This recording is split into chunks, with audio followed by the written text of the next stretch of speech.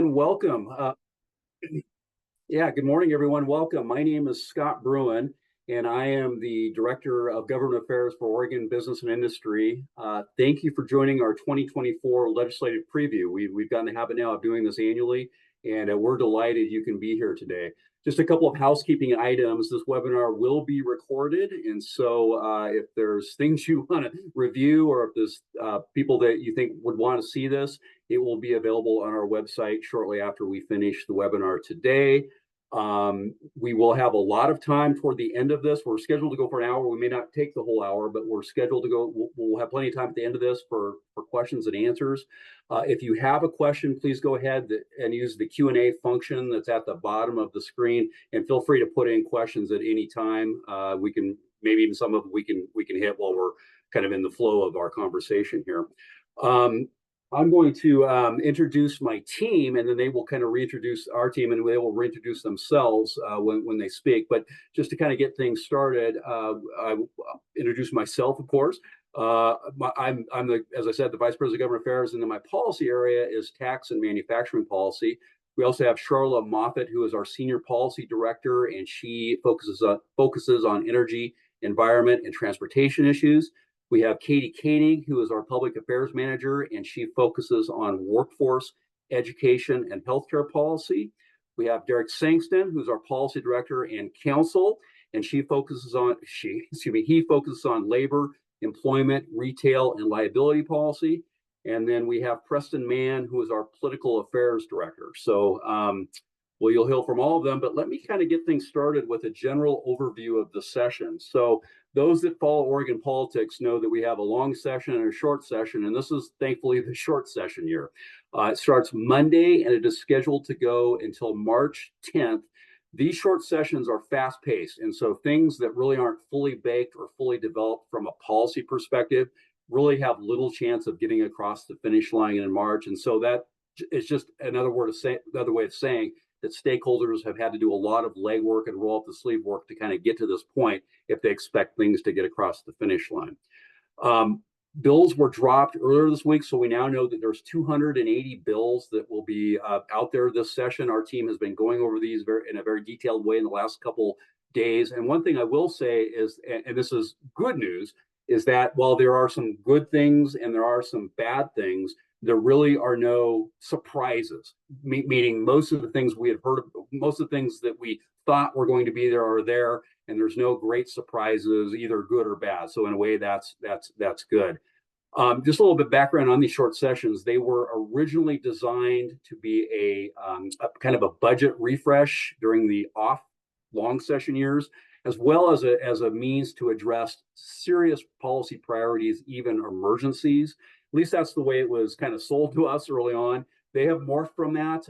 They have become, they are those things, but they've become a little bit of a catch-all as well. And so that's one of the challenges in the short session, that there's just a lot of work and a lot of things. Our team will be testifying on multiple bills each and every day. So it's exhausting, but it does go quick. Before I turn it over to other members of the team, let me go over some of the things that are in my policy purview. Again, tax and fiscal is kind of the main part of that. They're in manufacturing. So one of the things that we are closely following and very much supportive of is what's called industrial site readiness. In Oregon statute right now, there's several programs that the state has that are designed to assist local communities in their efforts and needs for resources, frankly, to turn commercially and industrial zoned land into usable commercial and industrial zone land. We've had programs on the books for years. Those programs have never been funded. One of the priorities of the semiconductor work that was done last year was actually to reauthorize those programs as well as fund those programs. And the reason we were supportive, OBI was supportive of that, was not only for what it did for the semiconductor industries, but what it did for all industries, all advanced manufacturing and all other industries. It was a catch-all. So that didn't happen last year for a couple of reasons. It's now up this session, and we hope to get that across the finish line. Another important priority for us is an issue that has come to light very recently, and it has to do with the protection of taxpayer information. Without going too far into the weeds, there was a public records request in the city of Portland, or to the city of Portland, to release confidential taxpayer information to a news source. The city of Portland has resisted that, and there's actually a legal fight going on. But ultimately, the answer requires clarification on the state level. Just people probably assume this, but at the state level in Oregon, there is a prohibition against sharing taxpayer information for public records requests. That prohibition also exists on the federal level, and federal level actually prohibits states from doing it as well, but it is quiet, or at least not as clear as it should be on the local level. So we're going to look to solve that during the short session. Just as a sidebar, if Portland were to have to do that, the city of Portland, the revenue department, Portland would be the only jurisdiction in the nation that's required to do that. So we're confident, but we're aggressively pursuing that. One other thing, it's usually in the boring camp. Two more things I want to cover. One, the first one, it's usually in the boring camp, but this year maybe not so much. Every year, the state of Oregon, and all states, frankly, have to reconnect to the federal tax code. It's just a matter of shifting the dates, 1 year forward, and it's usually called a vanilla reconnect. It's always important for administrative purposes. I mean, the last thing that any employer or taxpayer wants to do is have to manage basically two incongruent sets of books. Well, it becomes even more important this year because of the bipartisan, the pro-business bipartisan tax deal that was passed in the House a couple days ago and looks like it's being fast-tracked to pass on the Senate. That legislation is, OBI has been a supporter of that. It is excellent for businesses across the country, and we can go into more details, but it's especially focused on research businesses and their ability to immediately expense costs related to equipment and employees. Why that's important is because we want to make sure Oregon's research businesses, research-centric businesses, are able to take full advantage of that. And so a reconnect becomes increasingly important in a year when there are significant federal tax changes that benefit businesses. And so that's why that's so important. The last one I will mention, and I will turn it to Katie next, is housing. Workforce housing has been a priority of ours in recent years. We go across the state and we hear from business after business, employer after employer, manufacturer after manufacturer about how important workforce housing, what a challenge workforce housing is among the other workforce challenges. And so one of the bills that is actually in the session of Senate Bill 1537, it's one of the governor's priorities. And what it would do is accelerate housing production. It has an affordable housing component, which is good. But really at the heart of it, it gets at some moderate regulatory modernization sorts of things when it comes to permitting and home building and sort of the land use side of that. And so we're supportive of that. It's a critical need, and our partners have been working very hard on that. And so that's another priority for us going into the session. With that, let me turn it over to Katie, who will give you a rundown on some of the things on her plate. Katie, all yours. Great. Thanks, Scott. Scott mentioned, I'm Katie Koenig. I'm the Public Affairs Manager at OBI, and I cover workforce education and healthcare policy. I'm just going to go over a few high-level things for you. And at the end, if you have any questions, let me know at the very end.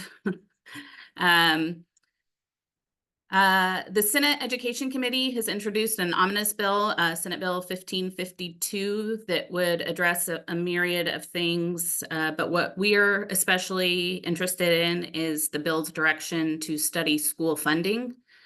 There won't be immediate implications for this bill, but we do expect those conversations and findings to inform larger conversations on K through 12 funding for the 2025 session.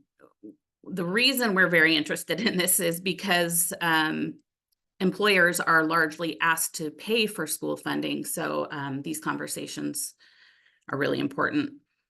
On the workforce front, as we travel around the state talking to our members, childcare, the lack of childcare comes up across the state as one of the top problems employers face. So as a little history, in 2023, House Bill 3005 created the Child Care Infrastructure Fund for new and existing providers to establish or expand childcare operations throughout Oregon, with an initial allocation of $50 million in lottery bond funding. As that has been implemented, concerns have begun to surface that legal and logistical roadblocks are preventing in-home and small child care providers from accessing that lottery fund bonding. So this session, we will support House Bill 4158, which would establish the Home and Small Center Child Care Fund and allocate $5 million from the general fund for in-home and small child care providers to access with fewer strings and red tape. It's a relatively small budget ask, and it will help improve child care options in Oregon. As part of the budget bill, the employment-related daycare program will be in those conversations. The ERDC is a program that helps families who are working in school or receiving temporary assistance for needy families to help pay for childcare. There are requirements for eligibility, including income limits. It's a program that we generally support. Eligibility was recently expanded. However, the ERDC budget was not adjusted to take into account the increased number of qualifying families. There are currently over 1,000 families on the waiting list, and that list continues to grow. We are watching to see what the actual budget ask is. I've heard conflicting reports on that, and so we're waiting to see what the budget ask is there. But that's where we are with the employment-related daycare program. In the health space, Derek's going to go over the Measure 110 stuff, but I just want to highlight that there are a number of bills related to behavioral health and addiction. Most of those are placeholders, meaning there's no specifics, but we are watching those. Behavioral health is also becoming a business issue for a variety of reasons, and Derek will talk more on some of that stuff, but he and I are kind of piggybacking there. Bill we supported last session was the Health Insurance Mandate Review Advisory Committee. Bill, it didn't quite make it over the finish line. It was assigned a really large fiscal impact. So a group of stakeholders have gotten together and worked really hard to bring the bill back this session with bipartisan support. It's House Bill 4091. We really support establishing a health insurance mandate review advisory committee to provide thoughtful, balanced, and holistic review of new mandate proposals and weigh the overall impact and best course of actions for consumers, providers, and payers. Currently, there is no analysis of costs or other economic impacts, and mandates are just decided on a one-off basis. So, and mandates typically drive up the price of health care in Oregon. So we're watching that one, and we are supportive of House Bill 4091. I think that's it for me for now, just a few high-level things. I'm happy to take questions at the end of this. Great, thanks, Katie. Let's go over to Charlotte now. Hi, everybody. Charlotte Moffett, Senior Policy Director. And just as a reminder, my policy areas are energy, environment, natural resources, and transportation. Really, there is, kind of a grab bag bills, especially when you compare it to the 2023 session, where there were kind of big buckets of things, particularly like a lot of bills focusing on climate and renewables. There were more than 100 bills. So we're everything's just, it's kind of piecemeal. And so that makes it a little hard to keep it high level, but I'll kind of quickly describe a few things. By far our biggest focus, or the bill that would have the greatest just broad impact across the business community, is Senator Dembro's greenhouse gas reduction, greenhouse goal bill, essentially reducing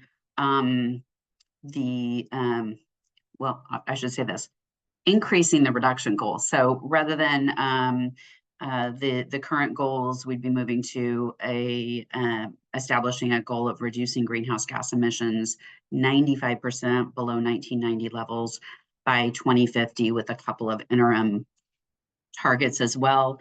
This would certainly provide an authorization that could cause more than a dozen state agencies to reopen rulemaking and adopt stricter climate policies. It is, despite the fact that we believe, meaningful, workable, reasonable climate policy is very important.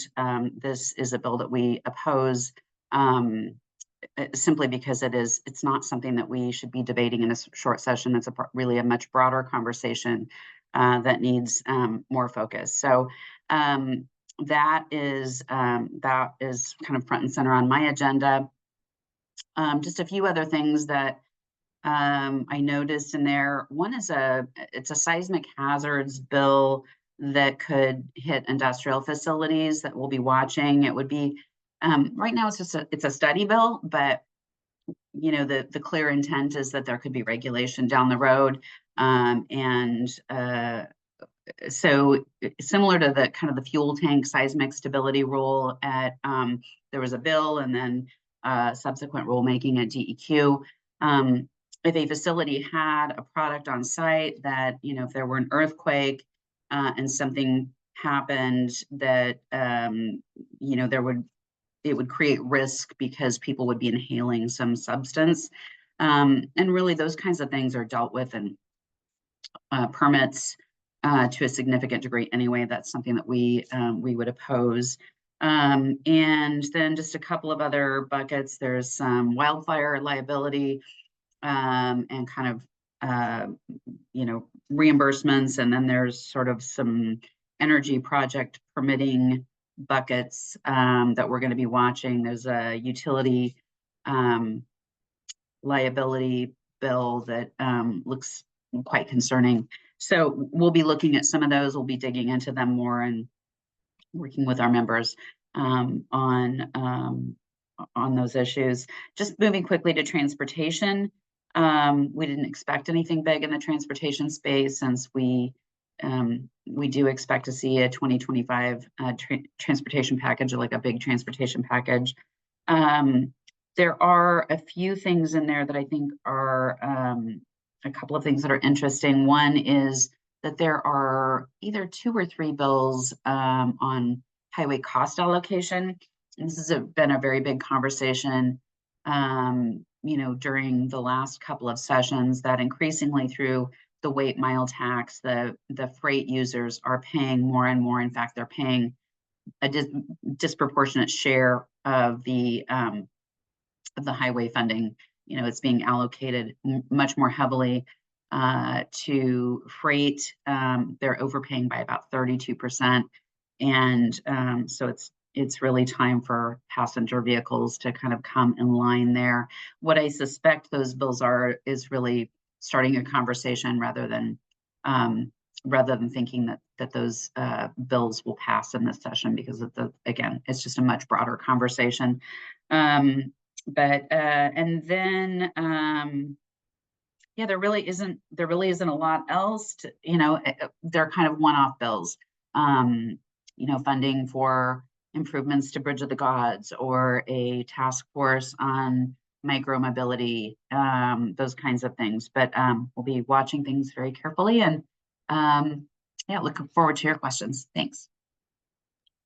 Awesome. Thanks, Charlotte. All right, Derek, you're up. Good morning, everybody. Like Scott said, my name is Derek Sangston. I'm Policy Director and Counsel for Oregon Business and Industry. My policy portfolios are labor and employment, retail, litigation, and the newly created livability bucket, which includes the ballot measure 110 reforms. So we'll start there because it's the overarching issue of the session. At least that's what they're telling us. While OBI is not leading the coalition to reform ballot measure 110, it is certainly an issue we're watching closely.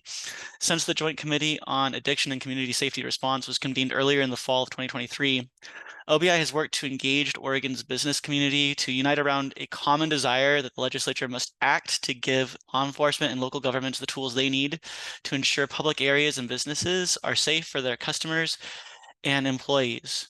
We also believe that any investment should come from existing resources and not new taxes. The proposed framework for the legislation that was published by the committee last week is a step in the right direction on both of those goals, in that it recriminalizes drugs and works to bolster Oregon's struggling behavioral health system without any new taxes. I'll now switch to a couple of the priorities that OBI has on the labor and employment bucket.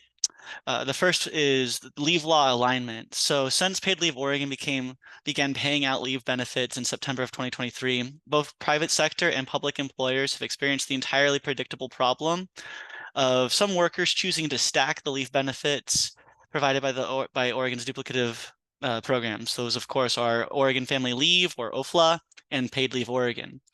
Throughout the 2023 session, OBI worked to preemptively ensure both programs would run concurrently, but unfortunately, the legislative fix that actually passed last session was unsuccessful in accomplishing that goal. Now that Paid Leave Oregon is online, OBI is working with stakeholders and the chief legislative architect of Paid Leave Oregon to not just align those programs, but consolidate the parts of OFLA that are duplicative of Paid Leave Oregon into just Paid Leave Oregon alone. The final outcome would be that Paid Leave Oregon is the main leave program, and OFLA has just 3 buckets that I can get into if you have questions later. The other priority OBI is pushing this session is another reattempt to pass another one of our priorities from the 2023 session, when we tried to allow bonuses to pay hiring and retention bonuses to their employees.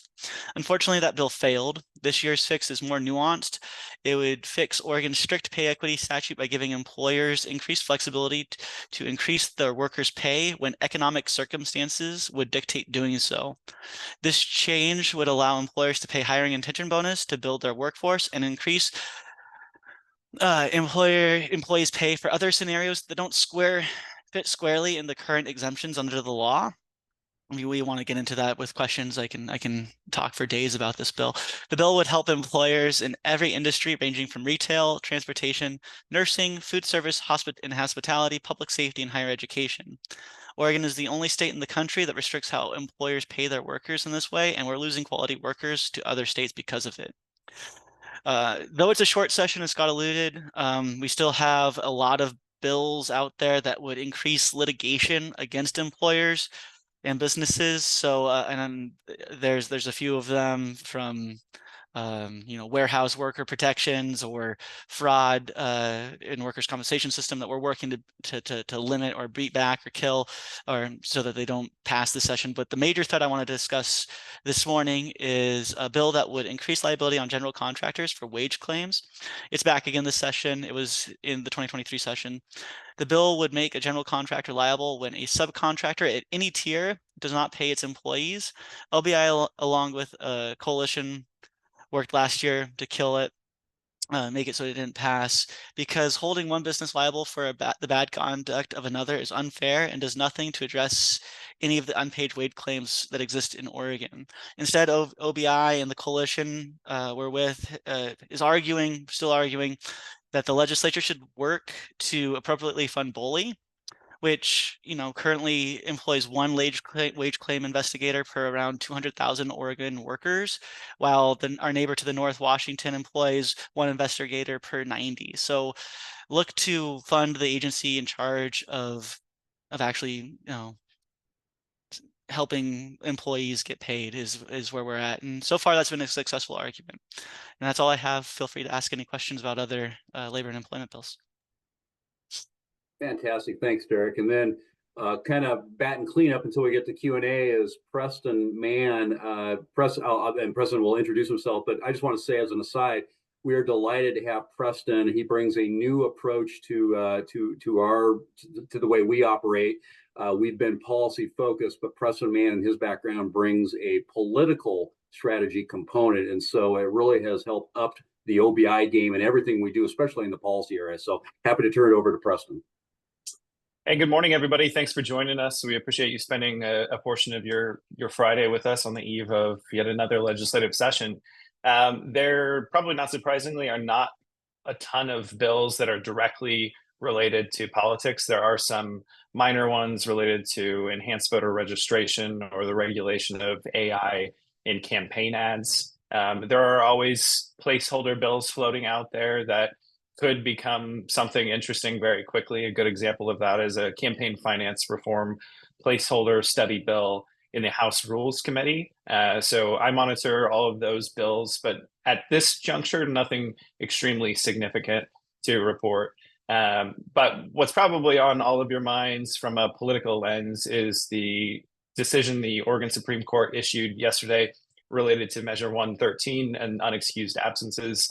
As I'm sure all of you are aware by this point, the court affirmed the Secretary of State's decision in her interpretation of Measure 113, which essentially means the 10 Republican lawmakers that accrued more than 10 unexcused absences may not run for re-election at the next available opportunity to run for election. So the implications for this year's legislative session are really unknown. Will those Republicans decide that if they're not going to be allowed to run for re-election, maybe they're not interested in participating in this year's legislative session? There's been a lot of speculation on that since the decision yesterday. There was speculation on that even before. I don't think anybody knows at this point. But you know, Senator Knopp, the Republican leader, has been in the press prior to yesterday's decision and certainly since, suggesting that they may indeed do that again. The only caveat I would add to that discussion is the math doesn't quite work out the way that it did in a prior legislative session. They would need one additional Republican lawmaker who has not yet been disbarred to also participate in the walkout. So that's something to keep an eye on. But whether or not they do or do not walk out is an open question, certainly something to keep an eye on as we're moving forward. Scott, back to you. All right. Thank you, Preston. Okay. Well, thanks, everybody. That's kind of the top overview. Want to go into questions now. I would invite the audience that's watching right now, please go ahead and submit your questions. We have a few, so I will open those up right now and kind of get started on tackling those. One of the ones that came up was it just came in while Derek was talking. He says, what leave laws would be left under OFLA versus paid leave? Derek, you want to tackle that one? Sure. So there would be 3 buckets left under OFLA. It would be pregnancy disability and sick child, and then bereavement. They would be limited. So you could have 12 weeks of pregnancy disability and potentially another 12 weeks of sick child under OFLA, and then you'd have up to 4 weeks of bereavement along with paid leave Oregon. Those would be the most extreme example of how one could use leave. The most common example that most people would be able to take is the 12 weeks of paid leave Oregon for serious medical conditions for themselves or others, and then another 12 weeks of sick child is the most likely scenario under the new framework of the law. Excellent. Thanks, Derek. One of the submitted questions is this. It says, with the speaker change announced, do you think it will change the dynamic of the short session in the House? So just to kind of remind people, so the current speaker is Dan Rayfield, and the speaker-elect, or the speaker designate, if you will, is Julie Fahey out of Eugene. Speaker Rayfield will be serving in the role of speaker during the short session, but then will be resigning that role, not his seat in the legislature, if I understand correctly, but resigning that role at the end of the session because he's running for Attorney General. We have a good relationship with Speaker Rayfield. He's been accessible for us. And while we haven't agreed on every issue, he gives us the time and seems to understand most of our issues. So we've had a pretty good relationship with Speaker Rayfield. I would say, I mean, there are differences, of course, but I would say we've also had similar good relationships with Representative, she's now Majority Leader, but Leader Fahey. We have good access with her office. In fact, just yesterday I was able to set an appointment to talk about that disclosure tax issue I mentioned. She'll be important in that. Just as a sidebar, she'll be important in that kind of that issue. But no, I don't expect where the political dynamics are, and Preston could speak more of this, but the political dynamics of the Oregon legislature are not as much in the House and not as much in the House Majority Caucus as other caucuses that we've seen. We actually expect that one to be kind of the most even keeled during the session, if that makes sense. But that's a really good question. The next question up here, and this is going to be more toward Charla. It says, what are all the specific energy issues that will be addressed this legislative session? I know you touched on it with the greenhouse gas reduction, Charla, but anything more to add to that? Well, I mean, there's a number of ways of kind of how you define that, because for example, there is a labor issue related to offshore wind that falls into Derek's portfolio rather than mine. But so there are a lot of things that you could sort of loop in, but really the really big one is Senator Denver. Now I'm forgetting what I think is it 1599 I'll find the bill number. I can't even remember right now. Sorry. But Derek, do you want to talk about the offshore wind issue? For sure. Yeah, I can talk about offshore wind. It's the portion of the bill that is an energy issue is the portion of the bill that would allow the mapping of where offshore wind in Oregon waters could occur. And I think OBI is fine with that portion, and like where that would be okay if that's all that the bill did is fund a study. Unfortunately, the other parts of the bill are pretty bad. They would impose a project labor agreement setting, how much construction companies would have to pay their workforce, enter into a labor peace agreement, and another portion that's probably okay because there's appropriate sideboards is a Buy America or a buy local for your materials in the bill. It is a bill that OBI is taking a strong opposition position to right now because of the two two aspects of the project labor agreement and labor peace agreement, which are great ways to increase the costs of these projects and ultimately make sure that they don't happen in Oregon, and redirect that investment from the federal government away from Oregon into California or Washington. Thank you both. So the next question that popped up is from Jim Fitzhenry. Thank you so much for that. He says he's asking what bills, and he kind of looks at taxation, regulation, and funding, are top priorities for OBI to oppose or to support this session. Thanks for that question, Jim. One of the top bills that we are supporting on a tax perspective, and I'm going to make sure I get the bill number correct here, is Senate Bill 1526. This is the omnibus tax bill that will start in the Senate and on the Senate Finance Committee. This is a catch-all for a lot of things, but it's also a catch-all for some of OBI's top priorities. I mentioned the Industrial Site Readiness Program. That will be a part of Senate Bill 1526. So will another component that I didn't mention yet, but is very important for partnership businesses with S-Corps sort of partnerships, pass-through entities. Right now in Oregon has a workaround system so those sort of pass-through entity partnerships can avoid the deduction limitation that's part of the federal, the 2017 federal tax law, which limits state and local tax deductions to $10,000. A few years back, Oregon, as well as 35 other states, passed workaround mechanisms to basically still get the full value of what would be those state and local tax deductions. The problem in Oregon, and what's in this bill to fix, is the problem in Oregon is it's limited to making, well, the limitation is that every single partner has to agree to use that workaround, or none of the partners can benefit from that. And that's different than other states. Even California allows any partner to use the option, even if other partners don't, which in a way makes California more competitive from a tax perspective than Oregon. We don't want that, of course. And so one of the things that's an OBI priority in that bill is, what's in that bill is to expand and frankly, just make that tool more flexible so any partner can use it. It doesn't, there's going to be legitimate tax reasons why a partner may or may not want to do it. And it doesn't cost the state anything. It's revenue neutral. So there's really no reason not to do that. From a regulatory standpoint, I think the one that Charla mentioned, and that is just to remind you, it's Senate Bill 1559. The greenhouse gas reduction goals on that are draconian. Frankly, what it's calling for in that bill, the technology does not exist to get us there. And so without something that we don't know about right now, there's just no way that we could get there based on what this bill is calling for. Not to mention, as Charla mentioned, that it would open up so many regulatory agencies for rulemaking and the challenges therein. So, we know that we're going to have that conversation, Jim, in 2025, and we're ready to go to the table. I mean, there's things that the business community can certainly offer and get us to make sure that our economy and everything about it is sustainable, even improved sustainable.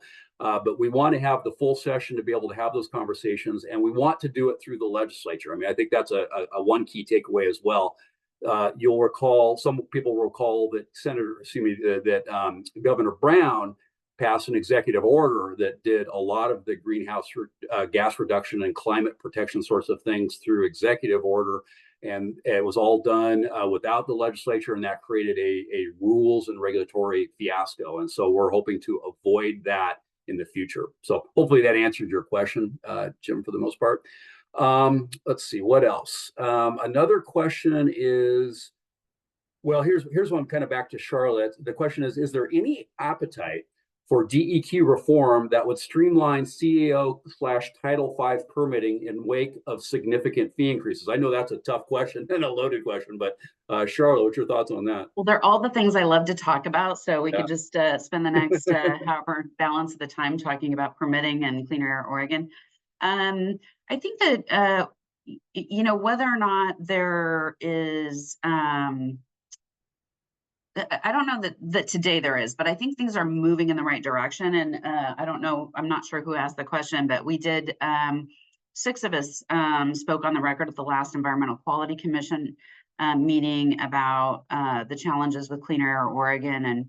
And those are things that we're going to be talking to legislators about. We're following up with DEQ on some items related to that. And I do think that there's starting to be greater understanding of just how complex the programs are at DEQ, and just some of the true challenges, communications challenges. And I won't go into it in depth, but one of the things that we've discovered in recent history is these air permitting tips of the week. And what strikes you as you start reading through these very early on is if DEQ feels the need to circulate internal permitting tips to their staff, when they're the regulatory agency, how would the regulated community even know this information?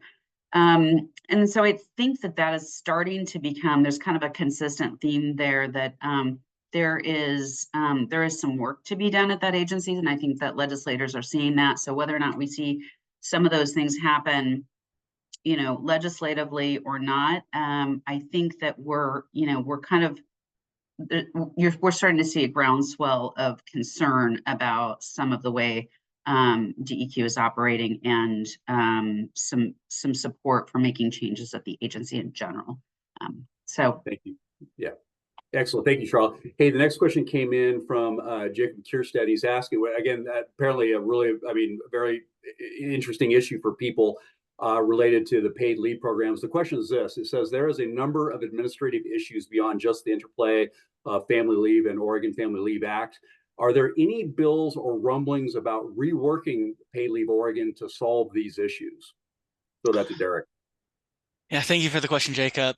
I guess the short answer is not during the 2024 session. The biggest thing we're we hope for at this time is the consolidation of the OFLA into paid leave Oregon. Your problem of paid leave Oregon is not a unique one, unfortunately. I was just in a meeting with them earlier today, and they admitted without any real hesitation at all that it takes about a month for them to process claims. That is too long, especially since, you know, employers have the defined 5 business day timeline. The that's all I can really say to answer it. Sorry. That's great. Thanks, Derek. Let's see, I think I'm not seeing any other questions, and that's okay. And we'll be a little bit early. Let me just say a couple things. First of all, thank you. I mean, we really appreciate you being interested enough in the legislative session to watch this. We appreciate the support and the confidence that you've given OBI and this team in particular. And let me close by saying and reminding people why we're here. You can go onto our website and look at our mission statement, but if you distill it down, we are here to protect and improve the business climate in Oregon. And I think all of us that operate in the business space, whether it's in recent time or have been here for decades, can acknowledge that the business climate in Oregon is not what it needs to be, and it's taken significant steps backward in the last few years. We could talk about taxes, we could talk about regulation, we can talk just about the simple sentiment that so many folks have about business and the value that business that creates in the state. So our job is to change that. Our job is to improve the business climate. And when we look at a session, whether it's a short session or a long session, that is our lens. We look at every single piece of legislation and ask ourselves, would this help the business climate or would it hurt the business climate? And if it would help, we're actively, even often, usually leading on it. And if it would hurt the business climate, we're actively or leading the opposition to that. And if it doesn't affect the business climate one way or the other, those are issues we don't touch. So again, our job, we get into details of this, and you heard a lot of the details, and it all is very important, but we're all trying to improve the environment for you to invest, to work, to thrive, to operate, to retain employees, and to grow employees. That's why we do business. So thank you for your interest in this, and thank you for the support of OBI. We simply couldn't do this work without you. So with that, we'll wish you a great weekend, a great Friday afternoon, and we thank you so much for attending. Have a good afternoon. Take care. Thanks, everybody.